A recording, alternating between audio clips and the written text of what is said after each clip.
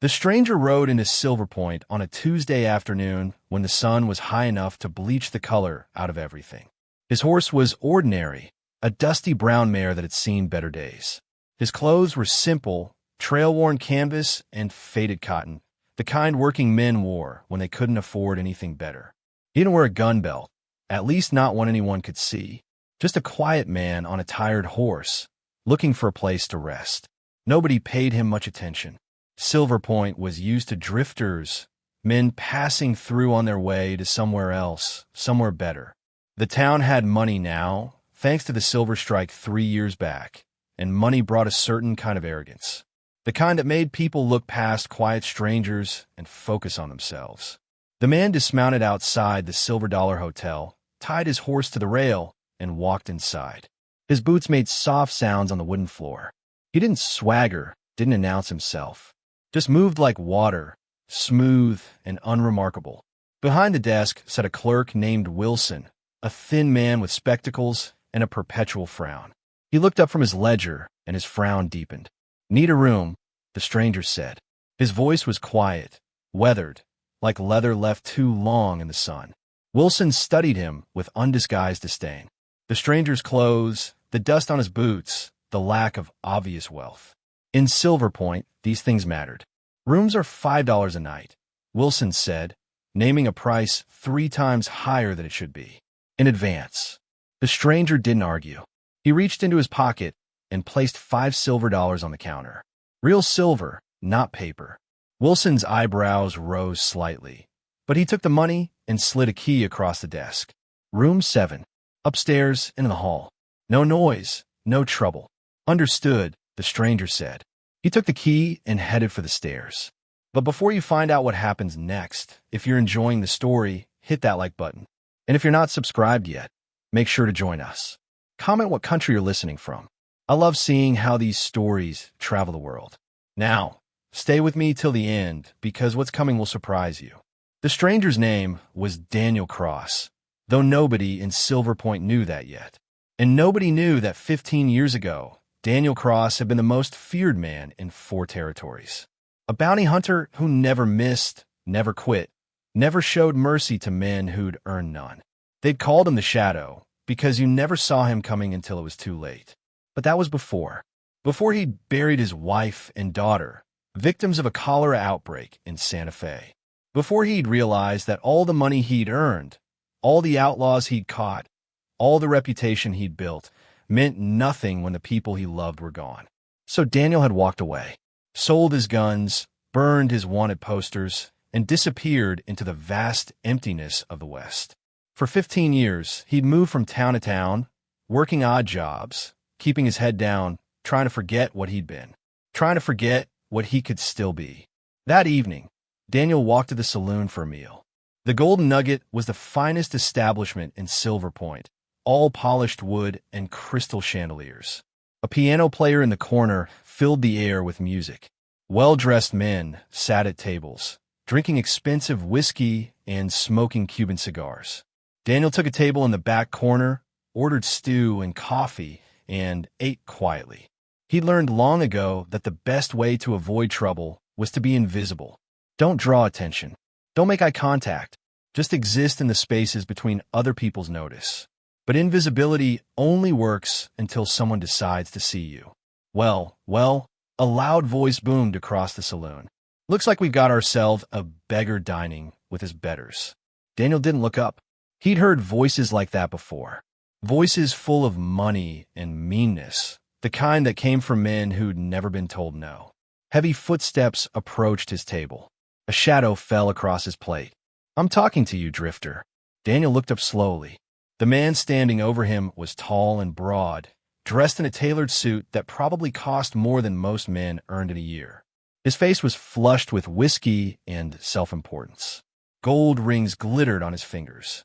A watch chain stretched across his considerable belly.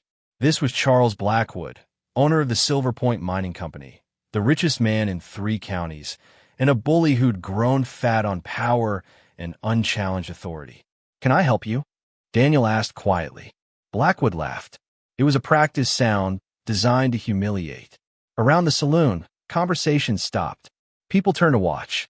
This was entertainment. Help me? You. Blackwood gestured at Daniel's worn clothes, his simple meal. You look like you can barely help yourself. This is a respectable establishment. We don't cater to hobos and saddle tramps. Daniel took a slow breath. I paid for my meal. I'm not causing trouble. Your presence is trouble, Blackwood said. You're lowering the tone, making my investors uncomfortable. He gestured around the room, where well-dressed men nodded in agreement. So here's what's going to happen. You're going to finish that slop, and then you're going to leave Silverpoint. Tonight. I don't want to see your face in my town again. Your town, Daniel repeated softly. That's right. My town. I own the mine, the bank, half the businesses on Main Street. I decide who's welcome here. Blackwood leaned down, his breath reeking of expensive bourbon. And you're not welcome. Daniel looked at him for a long moment. Those quiet gray eyes, studying Blackwood's, faced the way a man studies an insect before deciding whether to crush it or let it crawl away. I'll finish my meal, Daniel said finally, and I'll leave when I'm ready. Not before. The saloon went completely silent. Nobody talked to Charles Blackwood that way. Nobody refused him. The richest man in 3 counties wasn't used to hearing the word no. Blackwood's face went red, then purple. His hand dropped to his belt where a small pistol hung in a decorative holster. More fashion than function, but loaded just the same. You just made the biggest mistake of your miserable life, Blackwood snarled. He straightened up and raised his voice for the whole room to hear. This vagrant just threatened me. I want him arrested. Where's Sheriff Morrison? A man stood up from a table near the bar. Sheriff Tom Morrison, a competent enough lawman when Blackwood wasn't pulling his strings. He looked uncomfortable as he approached, his badge catching the lamplight. Mr. Blackwood, I didn't hear any threat. He refused a direct order to leave my establishment, Blackwood snapped. That's insubordination. That's disrespect. In my book, that's a threat. Morrison looked at Daniel. Might be easier if you just finished up and moved along, friend. No sense in making trouble. Daniel set down his spoon carefully. I'm not making trouble, Sheriff. I'm eating a meal I paid for in a public establishment. That's not a crime. Public, Blackwood scoffed. This is my saloon. I decide who eats here. Actually, a voice called from across the room, you don't. Everyone turned. An older man stood up from his table, well-dressed but not ostentatious. This was Judge Harold Kenway, one of the few people in Silverpoint with enough standing to challenge Blackwood. The Golden Nugget operates under a public accommodation license. Judge Kenway continued, which means by law, you cannot refuse service to anyone who can pay and isn't causing a disturbance. This gentleman appears to meet both criteria. Blackwood's face twisted with rage. Stay out of this, Kenway. This doesn't concern you. The law concerns me, the judge replied calmly. And right now, you're about to break it. For a moment, the tension hung in the air like gun smoke. Blackwood's hand twitched near his pistol. Sheriff Morrison looked like he wanted to be anywhere else.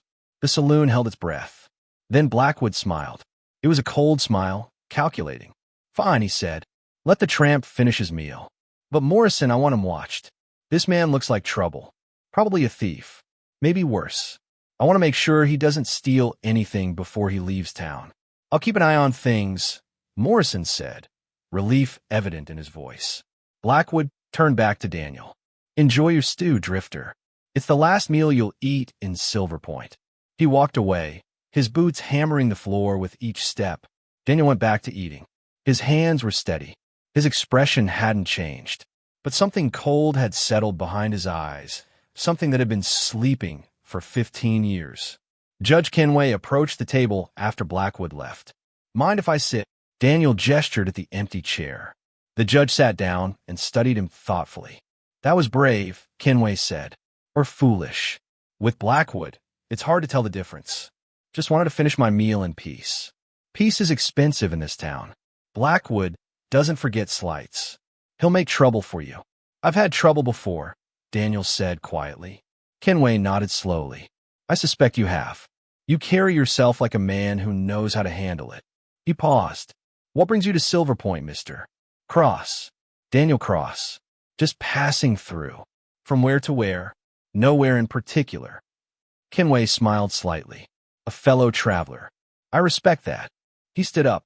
Well, Mr. Cross, if Blackwood does make trouble, come find me. The law still means something in this town, even if he thinks it doesn't. Appreciate it, Judge. After Kenway left, Daniel finished his meal in silence.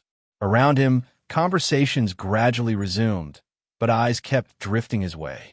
The stranger who defied Charles Blackwood. People were curious now, interested. Daniel paid for his meal and walked out into the night. The air was cool, clear. Stars filled the sky in numbers that city folk never saw. He stood on the boardwalk for a moment, breathing the clean air, remembering other towns, other nights, other confrontations. He'd hoped those days were behind him. But hope in reality didn't always agree. Across the street, in the shadows between buildings, 3 men watched him. They worked for Blackwood, hired muscle who did the jobs the law couldn't handle. Or wouldn't. Their orders were simple. Teach the drifter a lesson. Make sure he understood that defying Charles Blackwood came with consequences. Daniel saw them. Of course he saw them. You didn't survive 20 years as a bounty hunter without developing eyes in the back of your head.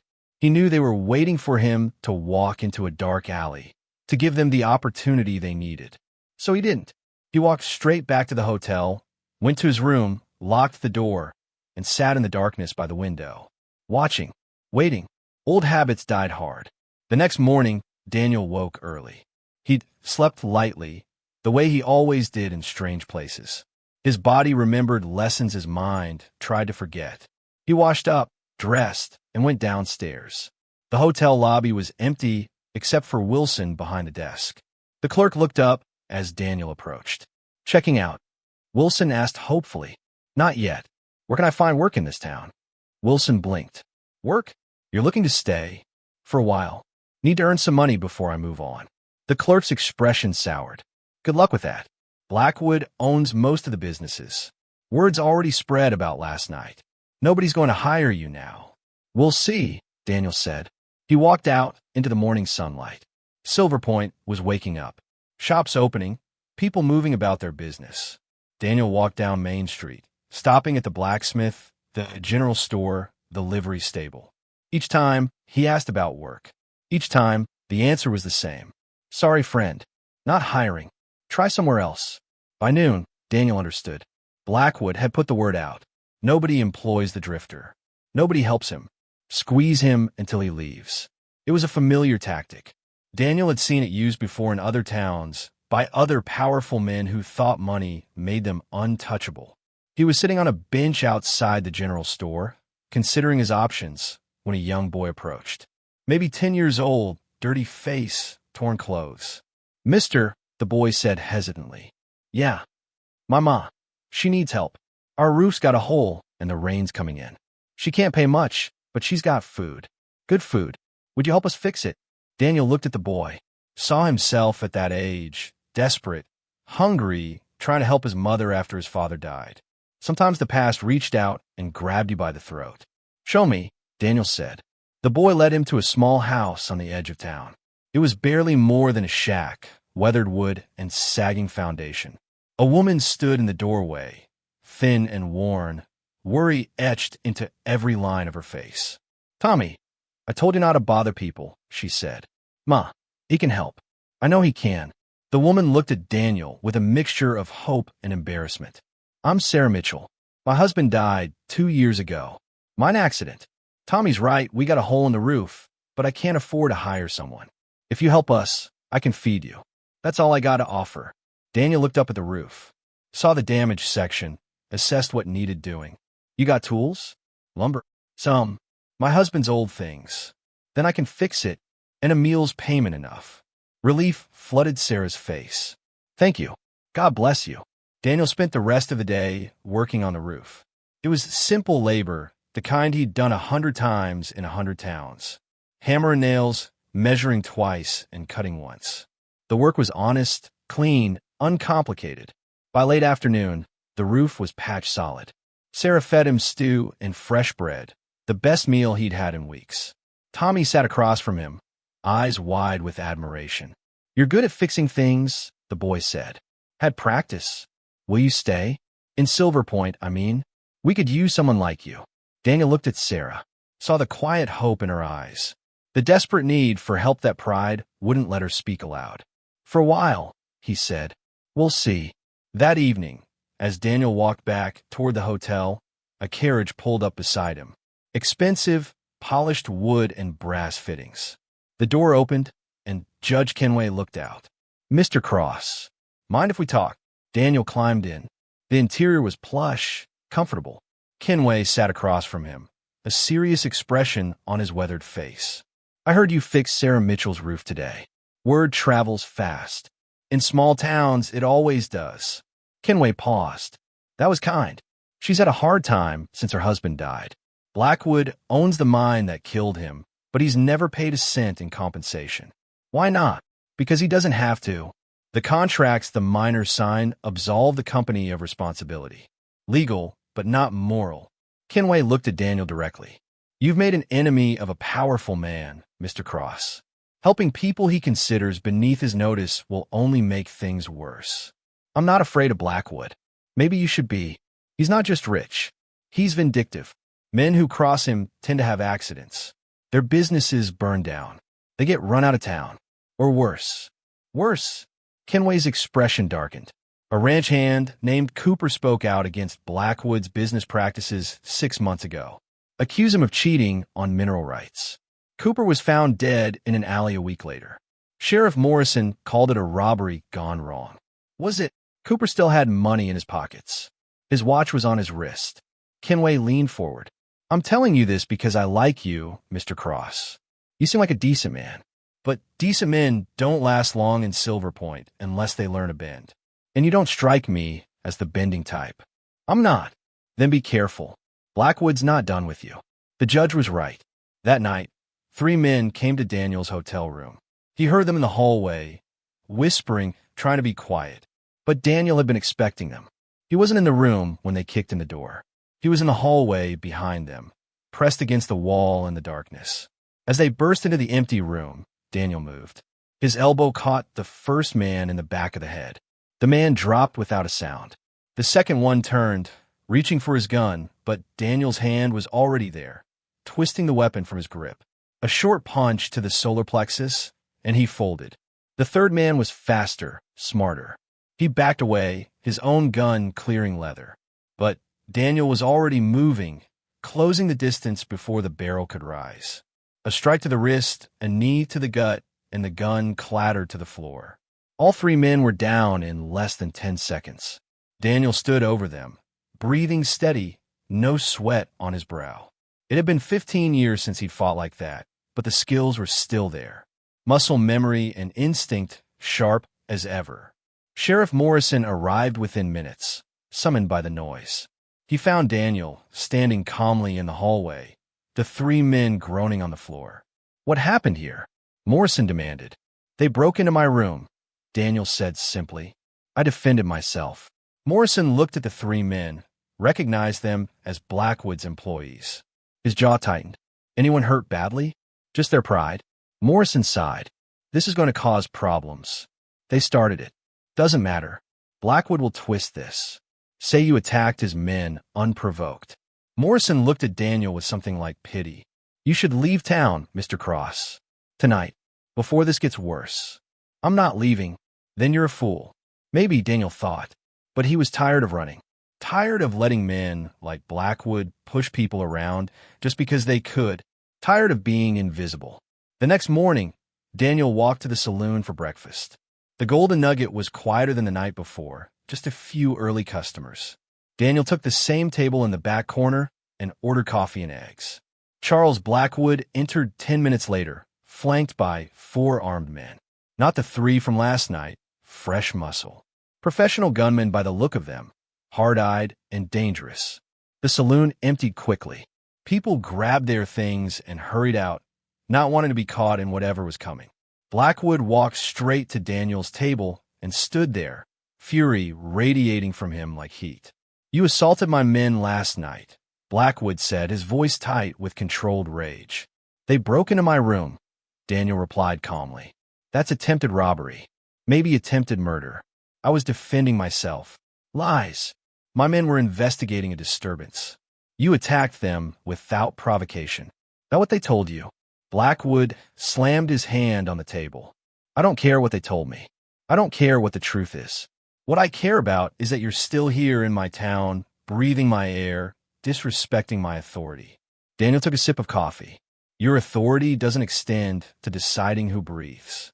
In Silverpoint, it extends wherever I say it does. Blackwood leaned down, his face inches from Daniel's. I'm going to make you an offer. One time, one chance. You leave town today, right now, and I'll forget this ever happened. You stay, and I'll destroy you. I'll have you arrested on false charges. I'll make sure you never work again. I'll burn down any building that shelters you and ruin anyone who helps you. That's quite a threat. It's not a threat. It's a promise. Blackwood straightened up. What's it going to be, Drifter? Leave or suffer? Daniel looked up at him. Those quiet gray eyes studied Blackwood the way a wolf studies sheep. I'm staying, Daniel said. Blackwood's face went purple. Then you've signed your own death warrant. He turned to his gunman. Gentlemen, this man just threatened me. I want him dealt with. Legally if possible, otherwise if necessary. Understood. The four gunmen nodded. They spread out, hands near their weapons. Professional intimidation, designed to make Daniel feel surrounded, helpless. But Daniel didn't feel helpless. He felt something else entirely. Something cold and familiar, rising up from the place where he'd buried it 15 years ago. He stood up slowly. The movement was fluid, controlled, dangerous. The gunmen saw it, and their hands twitched toward their guns. Before this goes any further, Daniel said quietly, you should know something, Blackwood. All of you should know. I don't care about your threats, Blackwood sneered. Not a threat, just information. Daniel's voice was calm, almost gentle. 15 years ago, I was someone different. I had a different name, a different life. People called me the Shadow. I tracked outlaws from Texas to Montana, brought in 87 men, dead or alive, killed 23 of them when they wouldn't come peacefully. The saloon went dead silent. One of the gunmen, a scarred man with cold eyes, suddenly looked uncertain. You're lying, Blackwood said, but there was doubt in his voice now. Am I? Daniel turned to the scarred gunman. You were in Dodge City in 1867, weren't you? Working for the Miller gang. The gunman went pale. How do you know that? Because I arrested Frank Miller in Dodge. You were there. You ran when I came through the door. Smart move. Your partners didn't run. They drew on me. Daniel's voice was still quiet, but there was steel underneath. I killed both of them in less than 2 seconds. The gunman backed away, his hand falling from his gun. Jesus, you're him. You're really him. Who's him? Blackwood demanded. What are you talking about? The Shadow, the gunman said, his voice shaking. The deadliest bounty hunter who ever lived. They said he was a ghost. Said he could track a man across solid rock.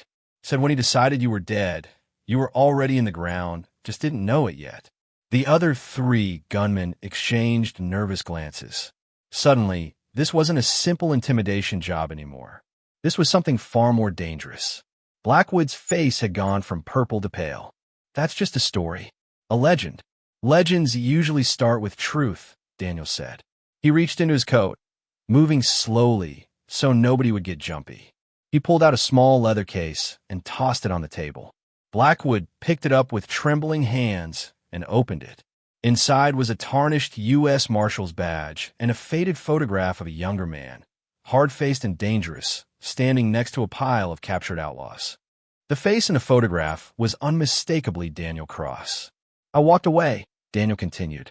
15 years ago, I buried that life. Buried those skills. Swore I'd never use them again. He looked directly at Blackwood. But you've pushed and pushed. Threatened innocent people. Sent thugs to attack me in my room. And now you're threatening to destroy anyone who helps me. I didn't know, Blackwood stammered. Knowledge doesn't change what you've done. It just changes what happens next. Daniel's voice dropped lower, colder. You've got 2 choices. You can leave this saloon, leave me alone, and we'll forget this happened. Or you can keep pushing, and I'll remind you why men used to fear the name Shadow. The 4 gunmen were already backing toward the door. The scarred one spoke up. Mr. Blackwood, we're done here. You didn't tell us we'd be facing a legend. That's above our pay.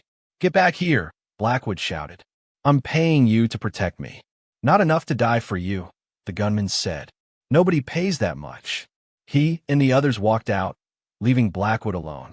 The richest man in 3 counties stood in the middle of his own saloon, abandoned by his hired guns, facing a quiet stranger who'd just revealed himself to be a nightmare from the past. This isn't over, Blackwood said, but his voice lacked conviction. Yes, it is, Daniel replied. You're going to leave me alone. You're going to stop threatening people in this town. You're going to pay Sarah Mitchell the compensation she's owed for her husband's death. And you're going to do it quietly, without complaint. Or what? Daniel smiled. It wasn't a pleasant smile. Or I'll remember every skill I spent 15 years trying to forget. I'll investigate every shady deal you've made, every contract you've broken, every law you've bent. And when I find evidence, and I will find evidence, I'll bring it to Judge Kenway and watch you lose everything you've built through intimidation and corruption. You can't prove anything. I tracked Frank Miller through 3 territories using nothing but a broken horseshoe and a witness who'd only seen his shadow. You think I can't track your paper trail through a single mining town? Daniel stepped closer. I'm good finding things, Blackwood, especially things people want to stay hidden. For a long moment, the 2 men stood facing each other. Then Blackwood's shoulders sagged. All the bluster, all the rage, all the entitled arrogance drained out of him like water from a cracked vessel. What do you want? He asked quietly. I told you. Leave people alone. Pay what you owe. Act like a human being instead of a tyrant. And if I do, then we never have this conversation again. I go back to being nobody. You go back to running your business.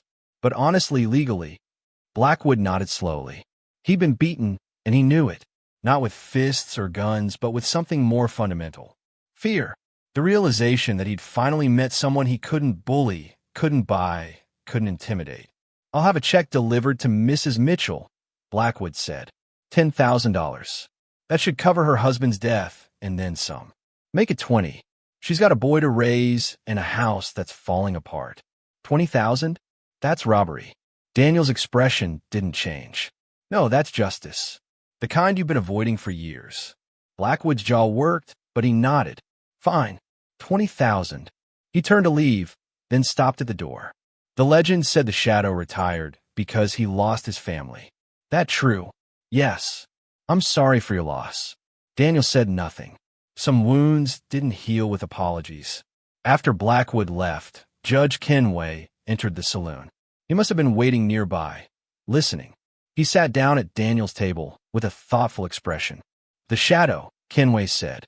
I'll be damned. I heard stories about you when I was practicing law in Kansas. Thought they were exaggerated. They were, Daniel said. I wasn't as fast or as good as the stories claimed. Just determined. Determination counts for more than speed. Kenway signaled the bartender for 2 whiskeys. What will you do now? Stay in Silverpoint. Daniel thought about that. Thought about Sarah Mitchell and her son Tommy. Thought about the other people in this town who'd been living under Blackwood's thumb. Thought about the skills he'd tried to bury and how easily they'd come back.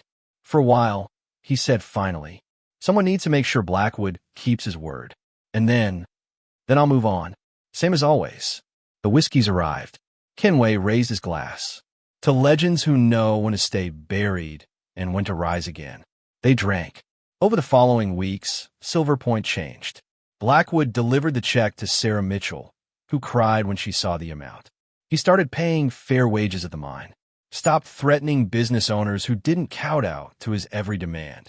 The change wasn't complete, wasn't perfect, but it was real. Daniel stayed in the small hotel, fixing things around town during the day, sitting quietly in the saloon at night. People treated him differently now, some with respect, some with fear, most with a complicated mixture of both. Young Tommy Mitchell became his shadow, following him around, asking questions, learning how to use tools and fix things. The boy needed a father figure, and Daniel found himself filling that role despite his better judgment. One evening, Sheriff Morrison approached Daniel on the street. The lawman looked uncomfortable, like he had something difficult to say. Wanted to thank you, Morrison said, for dealing with Blackwood. I should have stood up to him years ago, but I was afraid.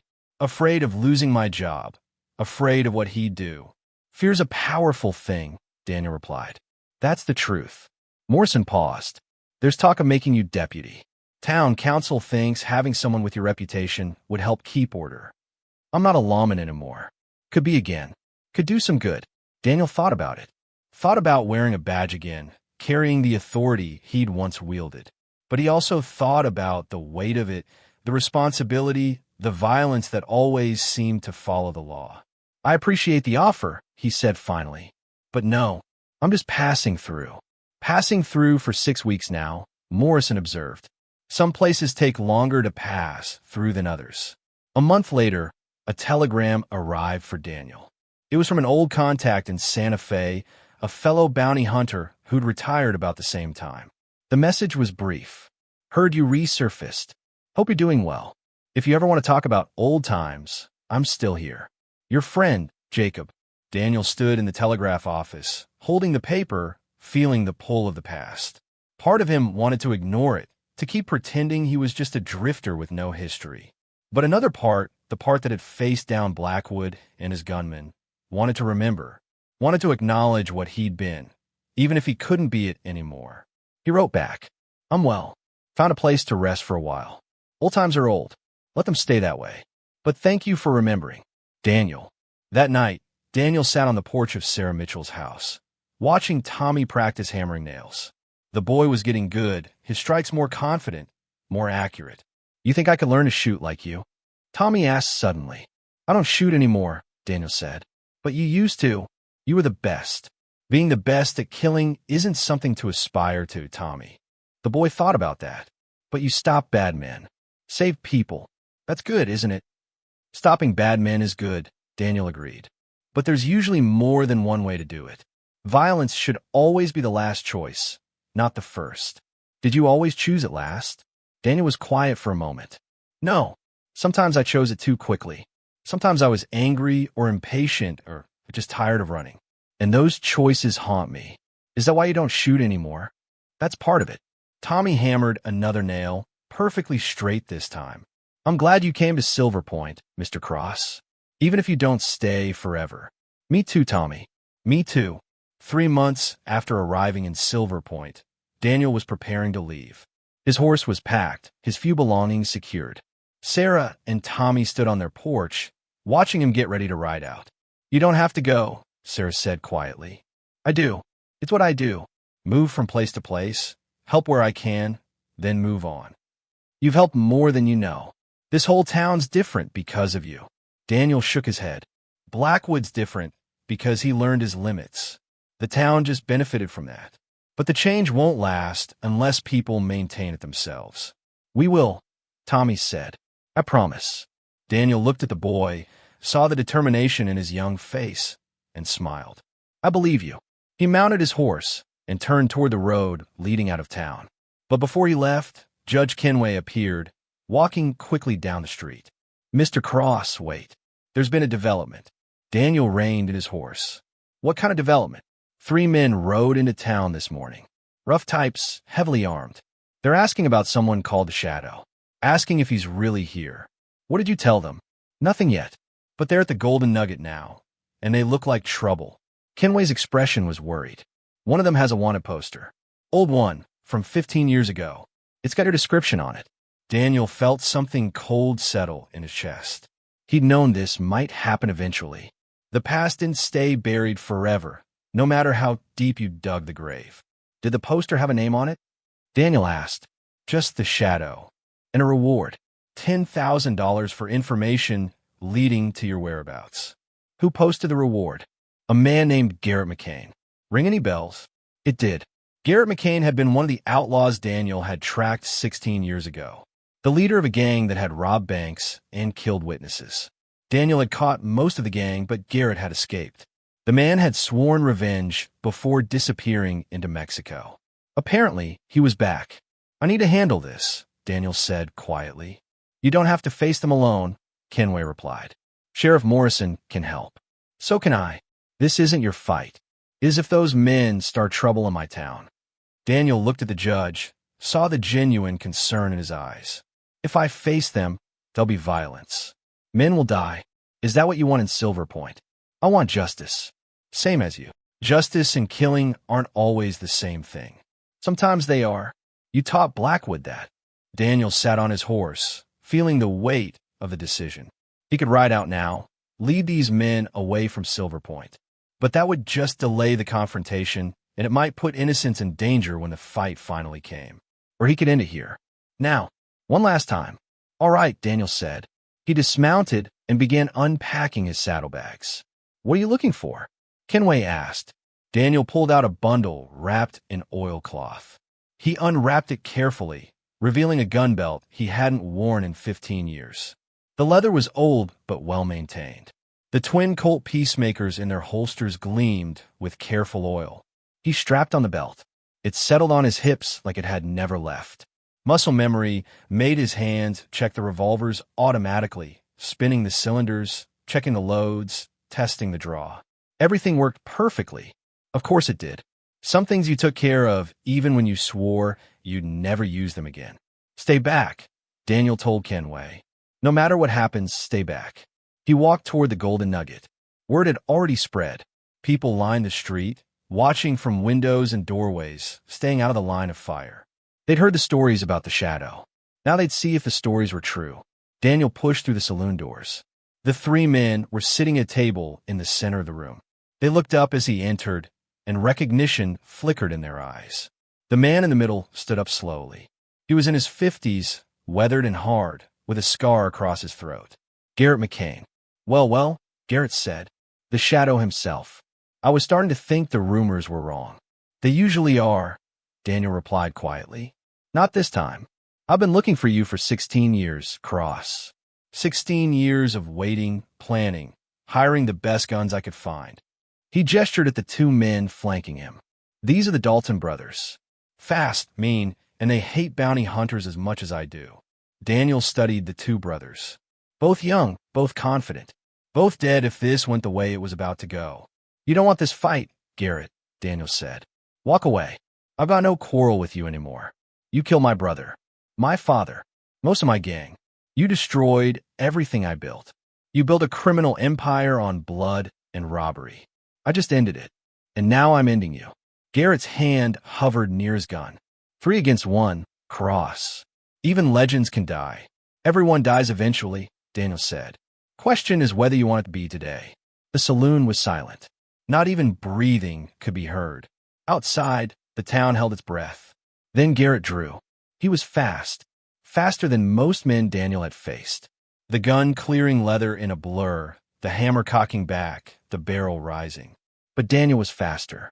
His right hand moved, a motion so practiced it seemed to exist outside of time. The Colt appeared in his grip like magic, already aimed, already firing. Bang! Garrett took the bullet in his shoulder, spinning him sideways. His own shot went wide, shattering a bottle behind the bar. The Dalton brothers drew together, synchronized, professional. But Daniel's left hand was already in motion. The second Colt came up even as his right hand was tracking to the first brother. Bang! Bang! 2 shots, less than a heartbeat apart. The first brother took a round through his gun hand. The weapon flew away. The second brother's shot almost connected, but Daniel had already moved, shifted his stance just enough that the bullet passed through empty air. Bang! Daniel's third shot took the second brother in the leg. He dropped, screaming. 3 men down. 3 seconds. Maybe less. Daniel stood in the center of the saloon, both guns out, smoke curling from the barrels. His breathing was steady. His hands didn't shake. Garrett McCain lay on his side, clutching his shoulder, staring up at Daniel with pain and disbelief. Ow, he gasped. You're old. You've been retired for years. How are you still that fast? Some skills you never lose, Daniel said quietly. You just stop using them and hope nobody makes you remember. He holstered his guns and walked to where Garrett lay. I'm going to give you the same choice I gave Blackwood. Ride out. Don't come back. Live whatever life you have left in peace. You're not going to kill me. I stopped killing when I didn't have to. You're beaten, Garrett. Your revenge is finished. Let it go. Garrett stared at him for a long moment. Then, slowly, he nodded. The fight had gone out of him. All right, we'll leave. Sheriff Morrison entered with 2 deputies, guns drawn. He looked at the 3 wounded men, then at Daniel, and shook his head in wonder. Jesus Cross. The stories don't do you justice. Get them patched up and on horses, Daniel said. They're leaving Silverpoint and never coming back. That's it. No arrest. They didn't kill anyone. Didn't even hit anyone. Attempted revenge isn't a crime unless it succeeds. Let them go. Morrison nodded and started organizing the removal of the three men. Daniel walked out of the saloon into the bright afternoon sun. The crowd that had gathered parted for him. People staring with awe and fear and respect all mixed together. He walked straight to his horse, finished packing his things, and mounted up. This time, nobody tried to stop him. Tommy ran up out of breath. Are you really leaving now? After that. Especially after that, Daniel said. I came here to be invisible, Tommy. To be nobody. That's not possible anymore. But you saved us. Again. Maybe. Or maybe I just reminded people what violence looks like. Either way, it's time to move on. Sarah appeared beside her son, tears in her eyes. Thank you, Mr. Cross. For everything. Daniel tipped his hat. Take care of each other. That's all that matters. He rode out of Silverpoint the same way he'd ridden in. Quiet, unremarkable, just another drifter on a dusty horse. But the people of that town would remember him forever. Would tell stories about the day a quiet stranger revealed himself to be the deadliest gunfighter the West had ever known. Daniel didn't look back. He never did. The road ahead was long, and somewhere out there was another town, another place to rest, another chance to be invisible.